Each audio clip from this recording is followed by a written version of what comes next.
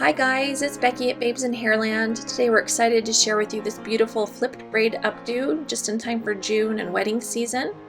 For starters, you're going to pull hair back from each temple and combine it in elastic in the back, and then you're going to flip that up and pull it back down the other side, and then you're going to grab on the hair that's twisted and just simply pinch and pull on it to kind of break up that twist a bit. You can do this a lot or just a little, just depending on the type of hair you're working with and what effect you want to have. But you just don't want it to be that tight twist that you get from just simply flipping the ponytail. We've used this technique before in updos, and it's likely that you've seen this around on other hairstyles. It's technically not a braid, but it's called a twisted braid, a flip braid, flip ponytails, whatever you want to call them, but it gives a beautiful effect. Okay, so next you're going to be using the hair right above the ear. Again, you don't want to take too much hair, but take the hair from both sides and combine it there in the back with another elastic. Now you'll see as we go through this, I don't do all of the ponytails straight down the center of the back of the head. I kind of like to make one off to the side, back to the center, off to the other side, so you don't have this exact uniform look to it. It gives it more definition that way, I think. So this one is offset a little on the right. And then again, you're going to pinch and pull on that twist to break it up a bit, cinch it up again and adjust. And as you go, you can go back and adjust the twists that maybe are too tight or too loose. But I'm going to speed the majority of this video up because this is the same technique you're going to use all the way down the back of the hair. While this is a simple technique, it is rather time consuming. It depends on how many of these little individual ponytail sections you do, but I did quite a few, so it took me about 20 minutes to do this whole style. Now, as you can see, I have put a ponytail over on the left, and now I'm kind of doing one in the center. Again, just to break that exact definition up straight. You don't want all of the elastics right in the center for this. Loosen the hair up there on top if you need to, so it's not so flat. You could even have back combed that beforehand to give it a bit of volume up on top of the head. She prefers not to have me back comb because, of course, afterwards trying to comb it out isn't her favorite.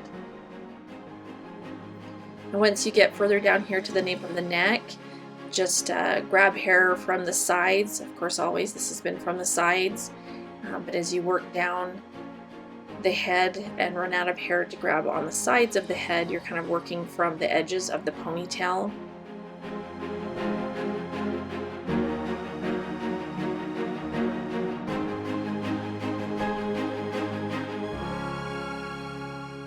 So even going down the ponytail, I still try and make the the elastics offset, so it's not this big straight line down the center that you kind of get like almost a fishbone braid. This resembles that a lot, and that's why I try and offset them so it's not as defined like that.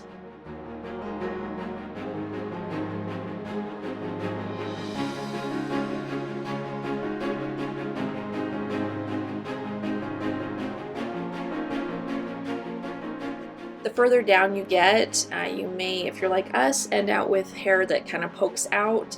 That's okay. This style isn't meant to be neat and tidy.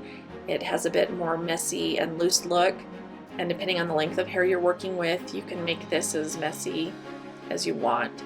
So once you get to the end and can't really do this any longer, you really could be done with the style, and this is what it looks like before we turn it into an updo. It's really pretty on its own, but at this point we're going to turn it into an updo, and I'm going to take this whole thing and kind of draw it up to the left side of the head and lay it kind of behind her left ear, and that elastic is just above where all those twists start. So I'm going to add a couple bobby pins here to hold it up there up high.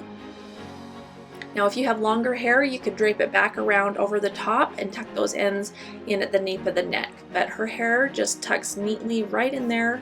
That tail just goes right down behind those top twists, and then I add another bobby pin in there, and they hide nicely in this whole mess of twists. It's great. So I'm going to speed the rest of this up, but I just wanted to show you how we do form it into the updo. But go through and adjust those as you need, add as many bobby pins as necessary, tug on things. You just don't want any of those elastics to show. You want this to look like it's almost a bunch of curls or pancake braids that have been somehow put in this beautiful updo. It almost resembles a fishbone braid updo as well, which I love because it's not. Anyway, so that's really all there is to this beautiful style. Stay tuned here at the end. We've got a final look at the hairstyle as well as some pictures. So please comment, let us know what you think. Tag us on Instagram at Babes in Hairland blog so we can see your recreations. And we will see you next time. Thanks.